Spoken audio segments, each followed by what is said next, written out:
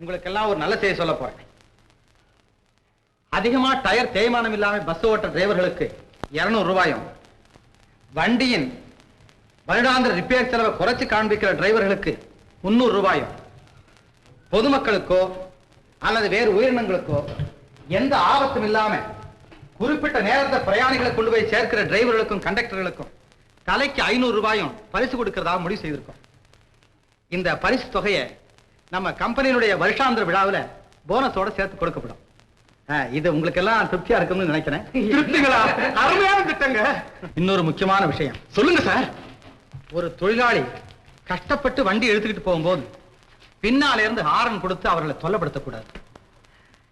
அது மாத்திரம் இல்ல, பல இடங்கள்ல இருந்து பலதாய் வைத்து மக்களாக வர்ற நாம் இந்த தொழில் நிறுவனத்துக்குள்ள நுழைஞ்சதும் தொழில் அன்னைங்கிற ஒரே தாய் வைத்து மக்களாக ஒண்ணு சேர்ந்து உண்மைக்கும் நேர்மைக்கும் நாணயத்துக்குமாக உழைக்கணும். நான் கனவு காண்கிற தொழிலாளி அப்படித்தான் இருக்கணும். சார், நீங்க கனவு காண்றது நியாயம். அந்த கனவை நனவாக்குறது எங்க கடமை சார். ரொம்ப மகிழ்ச்சி.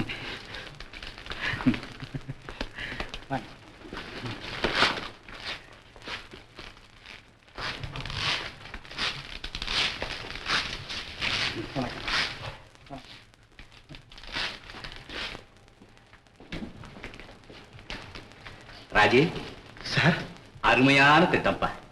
அதோட தொழிலாளிகளுக்கு விளக்கம் கொடுத்த பாரு, என் நெஞ்சையே தொட்டுடுச்சு. நானும் வண்டி எடுத்த நிலையிலேருந்து இந்த பெரிய பதவிக்கு வந்திருக்கேன். என் பழைய கால வாழ்க்கை நான் எப்படி சார் மறக்க முடியும்? எப்பவும் நானும் ஒரு தொழிலாளி தான் சார்.